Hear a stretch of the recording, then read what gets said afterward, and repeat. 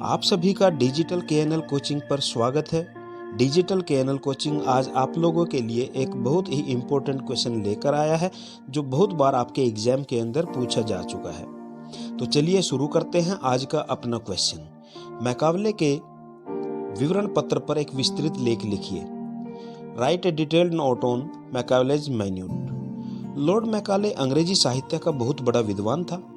वह 10 जून 1834 ईस्वी को भारतीय गवर्नर जनरल की काउंसिलिंग के सदस्य के रूप में भारत आया था। जब मैकाले भारत आया तब उसे जनरल कमेटी का अध्यक्ष नियुक्त किया गया। उससे शीघ्र ही प्राच्य और पाश्चात्य दलों के विचार पर सहमति मांगी गई, क्योंकि उस समय भारत में शिक्षा के माध्यम के विषय में विवाद छिड़ा हुआ था। कुछ लोग कह रहे थे कि जो प्राच्य भाषा है उसके अंदर, यानी जो स्वदेशी भाषाएं हैं उसके अंदर शिक्षा दी जानी चाहिए, और जो बाहर के लोग थे, विदेशी लोग थे या अपने कुछ देश के लोग भी थे जो विदेशी लोगों के फेवर में थे, वो कहते थे कि पाश्चात्य जो भाषा है यानी अंग्रेजी भाषा है वो माध्यम होना चाहिए शिक्षा का। तो ये विवाद छिड़ा हुआ था। एक कानूनी सदस्य होने के नाते मैकाले को इस विषय पर अपना विचार देना था कि शिक्षा का माध्यम कौन सी भाषा उपयुक्त हो सकती है। लॉर्ड मैकाले ने 2 फरवरी 1835 को भारत के तत्कालीन governor general Lord William Bentinck को अपना प्रभावशाली विवरण पत्र प्रस्तुत किया, जिसे इतिहास में मैकाले के विवरण पत्र के नाम से जाना जाता है। विवरण पत्र की जो मुख्य बातें हैं वो निम्नलिखित है। अंग्रेजी भाषा का समर्थन और उसका गुणगान, यानी जो मैकाले का विवरण पत्र है उसके अंदर अंग्रेजी भाषा को बढ़ा चढ़ाकर बताया गया है, उसका समर्थन किया गया है, उसका गुणगान किया गया है। प्राच्य साहित्य और ज्ञान की शिक्षा को निरर्थक, अनावश्यक और मूर्खतापूर्ण बताया गया है। यानी जो हमारे देश की साहित्य है, हमारे देश का जो ज्ञान है, हमारे देश की जो शिक्षा है उसको निरर्थक, अनावश्यक और मूर्खतापूर्ण बताया गया मैकाले के विवरण पत्र में। अंग्रेजी को शिक्षा का माध्यम बनने योग्य और भारतीय भाषाओं को गंवारू और अविकसित कहा है। उच्च वर्ग के लिए उच्च शिक्षा संस्थानों की व्यवस्था की जाए, क्योंकि सरकार के पास सामान्य लोगों के शिक्षण की व्यवस्था के लिए पर्याप्त धन नहीं है। यानी उस समय ये बात रखी गई कि उच्च वर्ग है उसको ही शिक्षा दी जाए और उच्च वर्ग से निम्न वर्ग तक शिक्षा अपने आप पहुंच जाएगी। अगर उच्च वर्ग शिक्षित होगा तो निम्न वर्ग के पास शिक्षा स्वयं पहुंच जाएगी। भारतीय विद्वान वे हैं जो लोक के दर्शन और मिल्टन की कविता से पूर्णतः परिचित हैं। यानी मैकाले के विवरण पत्र में कहा गया कि जो लॉक के दर्शन और मिल्टन की कविता को जानते हैं, उससे परिचित हैं, वो विद्वान माने जाएंगे। मैकाले ने कहा कि 1 लाख रुपए की धनराशि व्यय करने के लिए सरकार पर कोई प्रतिबंध नहीं है, वो उसको शिक्षा के क्षेत्र में कहीं पर भी खर्च कर सकती है। परिभाषा।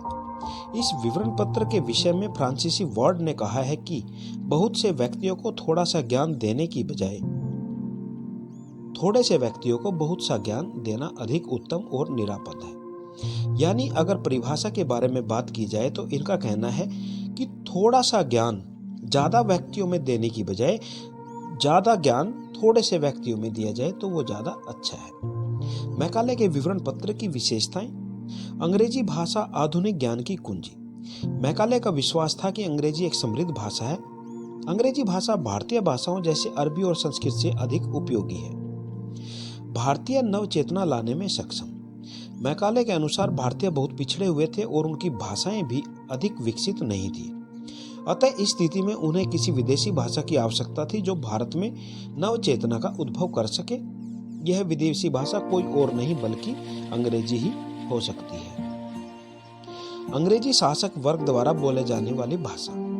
मैकाले ने कहा कि अंग्रेजी भारत में शासक वर्ग द्वारा बोले जाने वाली भाषा है।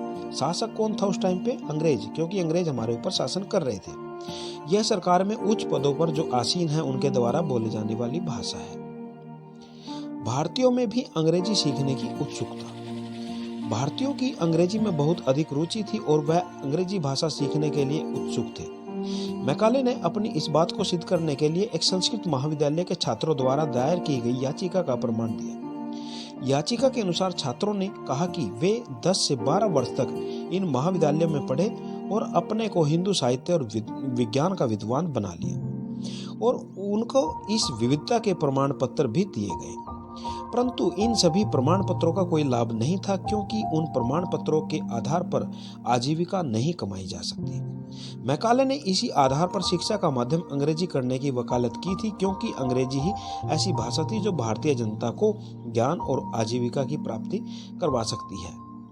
प्रिय साथियों, आप अपने आसपास आज भी देख सकते हैं, जिसकी स्पीकिंग इंग्लिश के अंदर अच्छी है उसको अच्छा रोजगार मिल जाता है, और चाहे उसको ज्ञान किसी भी सब्जेक्ट का कंसेप्ट उसको क्लियर हो या ना हो, लेकिन उसकी स्पीकिंग अच्छी होनी चाहिए। लेकिन दूसरी तरफ एक व्यक्ति को ज्ञान तो बहुत ज़्यादा है, अपना जो कंसेप्ट है वो बिल्कुल क्लियर है, बच्चों को बहुत अच्छे तरीके से वो समझा सकता है, बच्चों को बहुत अच्छे तरीके से वो पढ़ा सकता है, लेकिन अगर उसकी स्पीकिंग अच्छी नहीं है तो हम उसको रोजगार देने में सक्षम नहीं मानते।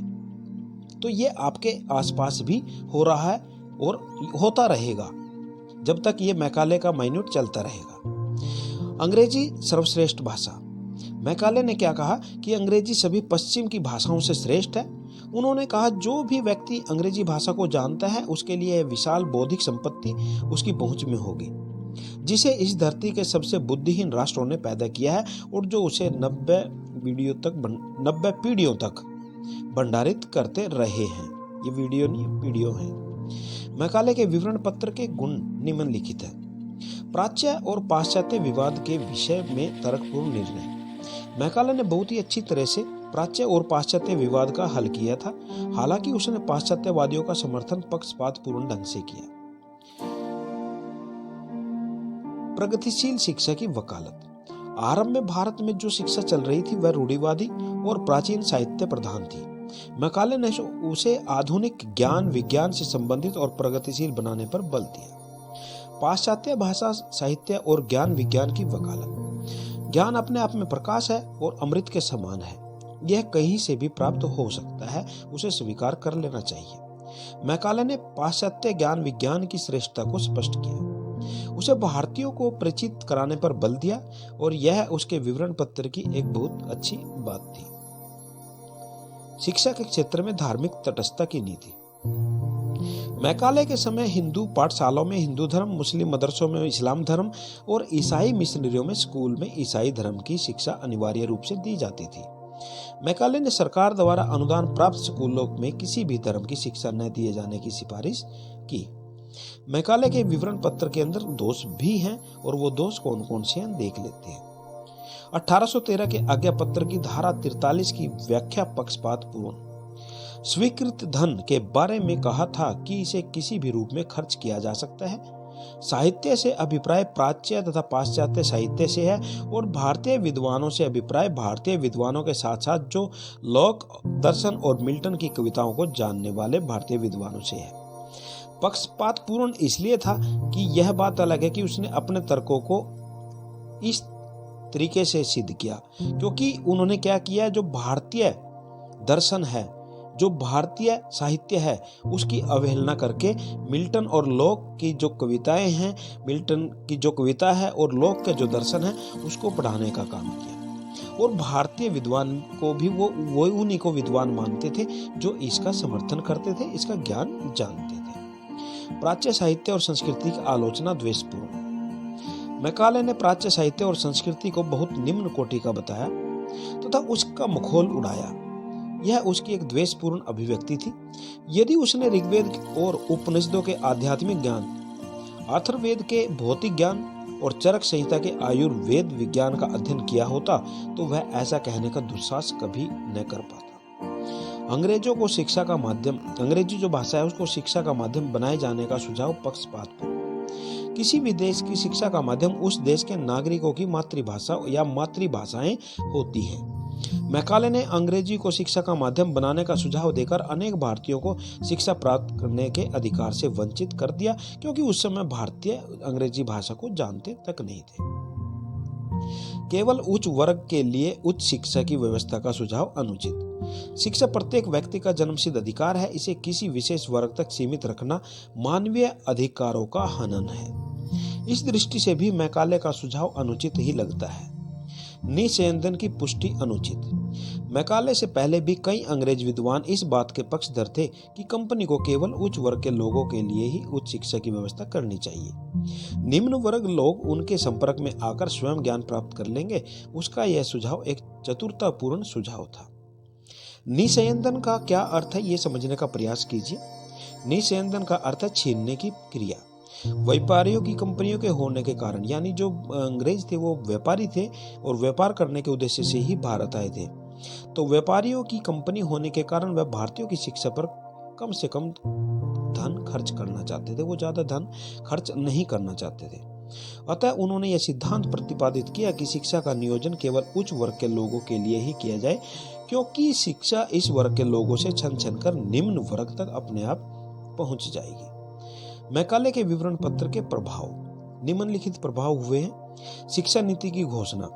मैकाले ने 1813 के आज्ञा पत्र की धारा 43 की व्याख्या इतने तर्कपूर्ण ढंग से की कि तत्कालीन governor general Lord William Bentinck उससे सहमत हुआ और उसने अंग्रेजी माध्यम की यूरोपीय ज्ञान विज्ञान प्रधान शिक्षा नीति की घोषणा कर दी। इसके बाद भी जितनी भी शिक्षा नीति बनी वह इसी का आधार बनाकर बनी है। अंग्रेजी भाषा राजकाज की भाषा है। 1837 में तत्कालीन गवर्नर जनरल लॉर्ड ऑकलैंड ने फारसी के स्थान पर अंग्रेजी को राजकाज की भाषा घोषित किया। यह मैकाले द्वारा अंग्रेजी के पक्ष में दिए गए तर्कों का ही परिणाम था। अंग्रेजी शिक्षा प्रणाली की शुरुआत। शिक्षा नीति की घोषणा के पश्चात अंग्रेजी माध्यम के उच्च शिक्षा के स्कूल और कॉलेज खोले गए। उनकी नींव इतनी सुदृढ़ रखी गई कि हमारे देश में इस शिक्षा प्रणाली का विकास बहुत तेजी से हुआ। सरकारी नौकरियों के लिए अंग्रेजी की अनिवार्यता। 1844 के तत्कालीन गवर्नर जनरल लॉर्ड हार्डिंग ने अपने एक आदेश में जारी किया कि सरकारी नौकरियों में नियुक्ति के समय अंग्रेजी जानने वाले अभ्यर्थियों को वरीयता दी जाएगी। भारतीयों को पाश्चात्य साहित्य विज्ञान की जानकारी। मैकाले के द्वारा दिए गए सुझावों पर भारत में जिस अंग्रेजी माध्यम से यूरोपीय ज्ञान विज्ञान की शिक्षा की व्यवस्था की गई, उसके द्वारा भारतीयों को पाश्चात्य साहित्य के ज्ञान विज्ञान की जानकारी हुई। भारत में भौतिक उन्नति का मार्ग प्रशस्त। मैकाले के समय भारतीय शिक्षा के द्वारा सामयिक व्यवहार और आध्यात्मिक विकास पर अधिक जोर दिया जाता था। मैकाले के सुझाव के आधार पर भारत में जिस शिक्षा प्रणाली को लागू किया गया उसमें पूरे देश की उन्नति का ध्यान रखा गया, जिसके फलस्वरूप भारत के भौतिक क्षेत्र में काफी उन्नति हुई। भारत में राजनीतिक जागरूकता का उदय। अंग्रेजी शिक्षा प्रणाली में भारतीयों को मानवीय अधिकारों के प्रति जागरूक किया, स्वतंत्रता, समानता तथा भाईचारे का महत्व बताया। इससे भारतीयों में राजनीतिक चेतना जागृत हुई। भारत में सामाजिक जागरूकता का उदय। उस समय भारत में अनेक सामाजिक बुराइयां थी, जैसे जाति प्रथा, विधवा विवाह, सती प्रथा आदि। मैकाले ने जिस शिक्षा प्रणाली की नींव रखी उससे भारतीय इन बुराइयों के प्रति सचेत हुए और उन्हें दूर करने के प्रयत्न हुए, जिसमें अनेक सुधार भी हुए हैं। निष्कर्ष। मैकाले ने कुछ विद्वानों के मतों के अनुसार कार्य किया जो कि भारतीयों की उन्नति चाहते थे। मैकाले के इरादे भी नेक व भारतीयों की उन्नति करने वाले थे। मैकाले ने जो सुझाव अंग्रेजी शिक्षा प्रणाली लागू करने के विषय में दिए, उनसे भारतीयों को लाभ अधिक हुआ, हानि कम।